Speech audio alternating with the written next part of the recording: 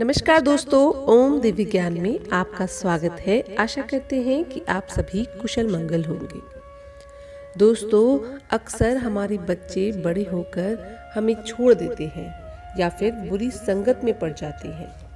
यदि आपके बच्चों का भी ऐसा ही कुछ मन है या वो बिगड़ रहे हैं, दूसरे रास्तों पर जा रहे हैं, तो आज का प्रसंग इसी से संबंधित है।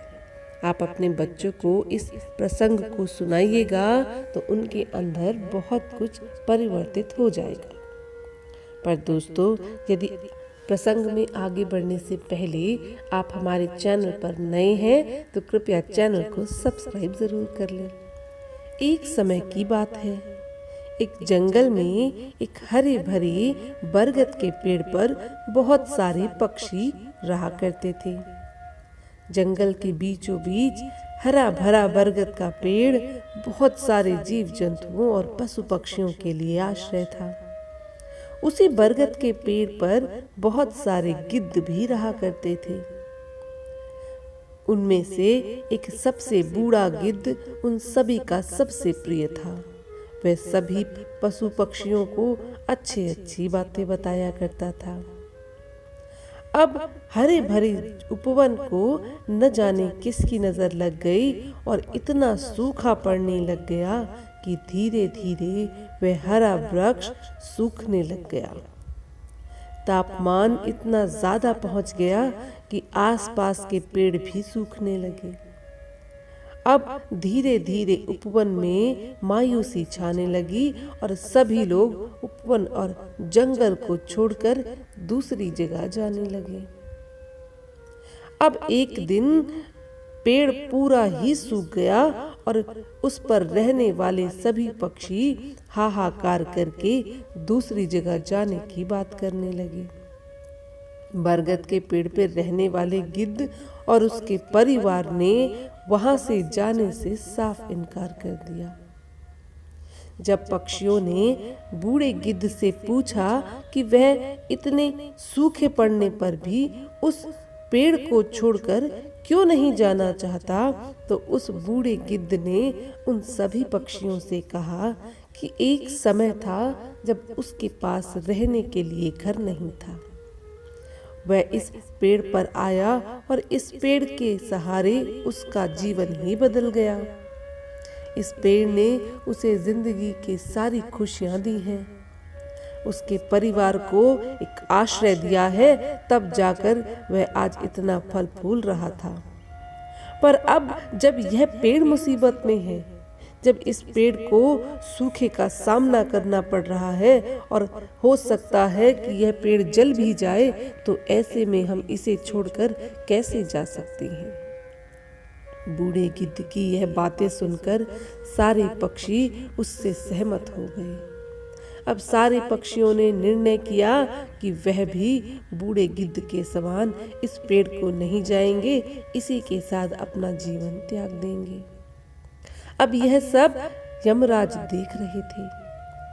चित्रगुप्त ने यमराज से कहा, हे महाराज, ये सारे पक्षी तो यहाँ से जाने का नाम नहीं ले रहे और आप जानते हैं कि कुछ ही समय में यह वृक्ष जल जाएगा।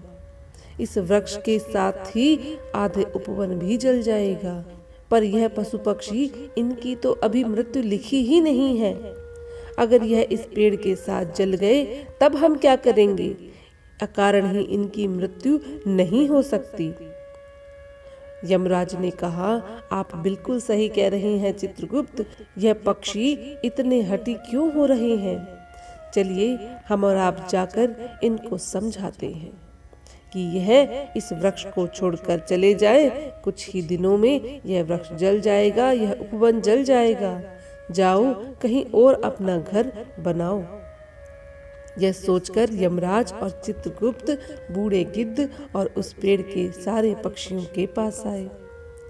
यमराज ने बूढ़े गिद्ध से कहा, आप इस पेड़ को छोड़कर चले जाइए महाराज, क्योंकि इस पेड़ पर अब आपके रहने के दिन नहीं है। यह पेड़ कुछ ही दिनों में जल जाएगा, यह उपवन भी जल जाएगा।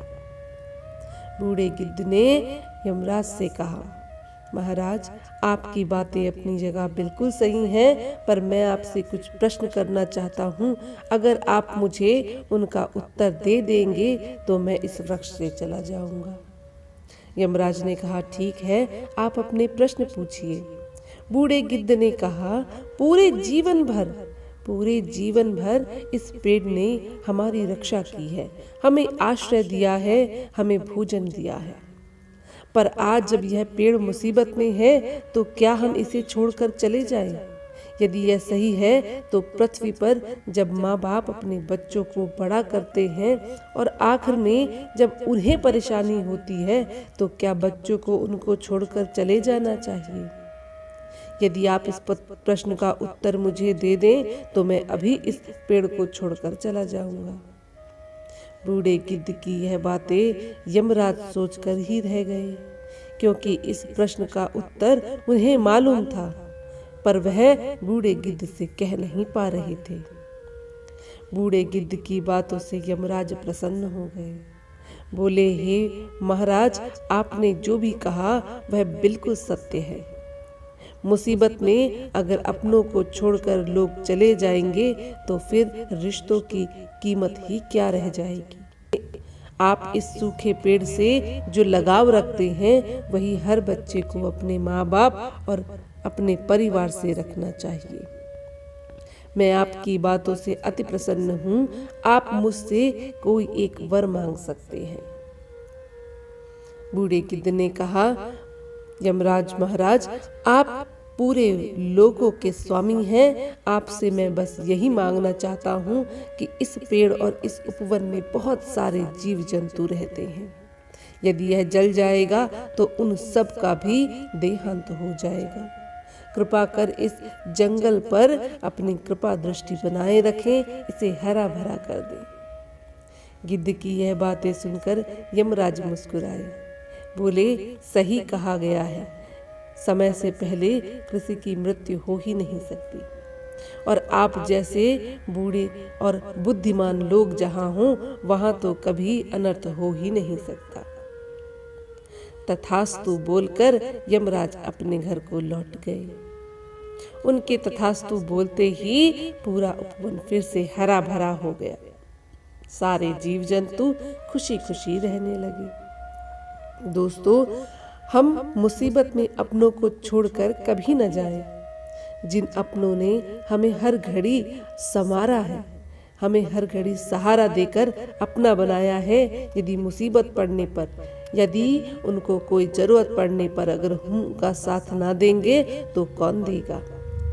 अगर आपके बच्चे और आप यह बात समझ जाएं तो इस जीवन में कभी कोई वृद्धाश्रम नहीं बनेगा, कभी कोई माता पिता दुखी नहीं रहेंगे। यदि आपके बच्चे दूसरी राह पर निकल चुके हैं तो बूढ़े गिद्ध की यह बातें उन्हें जरूर समझा दें, क्योंकि आज जो आपका समय है कल वह उनका समय भी होगा। यदि वह अपने मम्मी पापा के साथ गलत करेंगे तो उनकी आने वाली पीढ़ी उनके साथ गलत करेगी, और यदि जीवन में वह बिगड़ जाएंगे तो उनका भविष्य भी खराब हो जाएगा। दोस्तों, अगर ऐसी कहानियाँ आपको अच्छी लगी हों तो कृपया हमारे चैनल को सब्सक्राइब जरूर कर लें। वीडियो को लाइक और शेयर करना ना भूलें। मिलते हैं अगले वीडियो में, तब तक के लिए ईश्वर आपका कल्याण करे।